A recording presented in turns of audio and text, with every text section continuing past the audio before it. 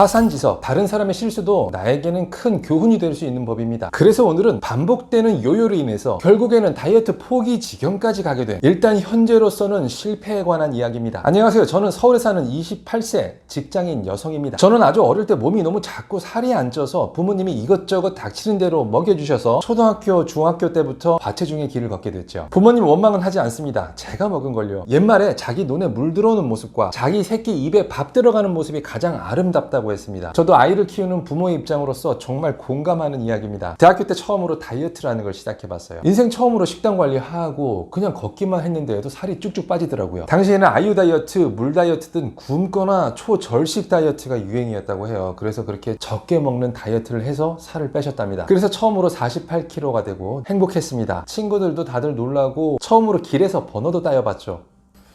네, 그러나 행복도 잠시 극심한 요요가 찾아왔습니다. 당시에 살을 빼는 법은 알았지만 유지해야 한다는 걸 몰랐어요. 마치 그렇게 공주와 왕자는 행복하게 살았답니다 하는 것처럼 살만 빼면 그냥 해피엔딩으로 끝나는 줄 알았거든요.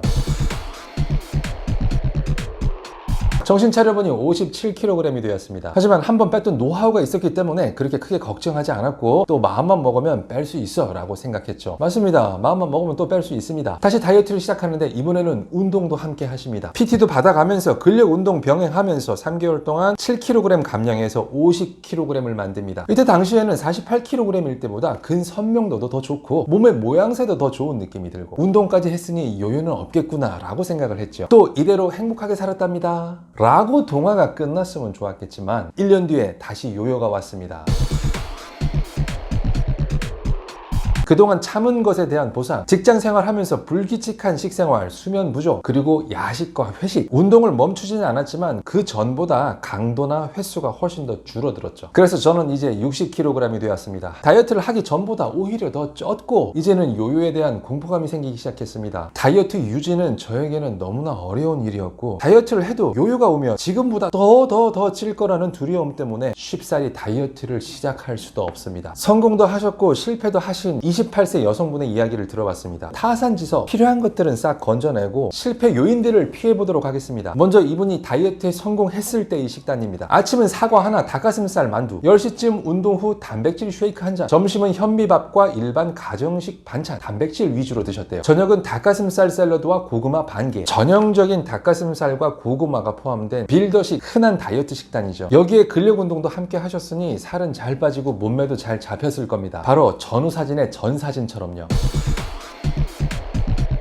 그럼 이분의 실패 요인은 뭐였을까요? 첫 번째, 너무 식단이 단조로웠습니다. 다이어트 할 때 고구마와 닭가슴살을 많이 드시는 건 구하기가 쉽고 먹기도 편하기 때문에 드시는 거지 이게 맛있고 효과가 제일 좋아서 드시는 게 아니거든요. 닭가슴살 대신 생선이나 소고기, 돼지고기에 기름 적은 부위도 괜찮습니다. 달걀도 좋고요. 콩으로 만든 음식을 종종 드시는 것도 좋은 방법입니다. 탄수화물은 고구마 이외에도 널리고 널렸습니다. 현미밥, 감자, 각종 통곡물들. 실패 원인 두 번째, 취직이라는 급격하게 변한 생활 환경에 대해서 다이어트 방법에 대해서 변화를 주지 못하신 거죠. 학생일 때나 취직 준비를 하고 있는 중에는 비교적 내 시간을 마음대로 쓰고 식사도 내 마음대로 조절할 수 있기 때문에 다이어트가 좀 용이합니다. 하지만 바쁜 직장인이 되고 나면 예전만큼 여유롭게 시간을 쓸 수가 없죠. 그리고 회식이라는 무시무시한 다이어트의 적과도 항상 대면해야 하고요. 직장인들이 운동을 꾸준히 하기 위해선 아마 평소보다 1시간 더 일찍 일어나셔야 할 겁니다. 그리고 잦은 회식도 그냥 온몸으로 다 받아들였을 때에는 그 회식이 전부 다 배나 허벅지나 팔뚝으로 가게 되겠죠. 그래서 회식 자리에 가시기 전에는요 본인만의 다이어트 식사를 몰래 하고 가십시오. 그리고 회식 음식은 적당히만 드시고요. 어쩔 수 없이 드셔야 하는 술이라면 물과 함께 술만 주로 드세요. 술은 안 드시는 게 가장 좋지만요. 그리고 무엇보다 가장 중요한 건 무슨 다이어트, 어떠한 다이어트 방법이든 오래오래 평생 유지할 수 없다면 결국에는 의미가 없습니다.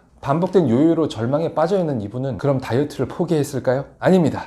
제가 다시 한번 용기 내보려 합니다. 이제는 제 자신을 갉아먹는 밤마다 먹방을 보며 식욕을 참고 음식 전단지를 보며 괴로워하고 있는 그런 다이어트는 끝내기로 했습니다. 아주 천천히 한 달에 1kg, 0.5kg 이렇게 빠질 수도 있지만 1년이 걸리든 10년이 걸리든 다이어트를 다시 시작할까 합니다.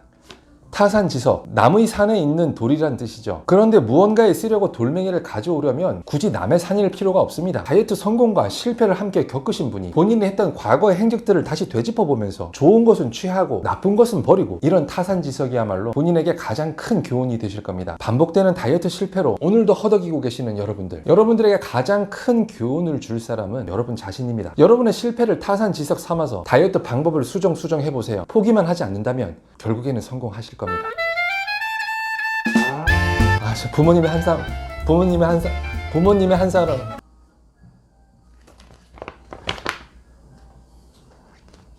자식을 키우는 부모의 한 사람으로서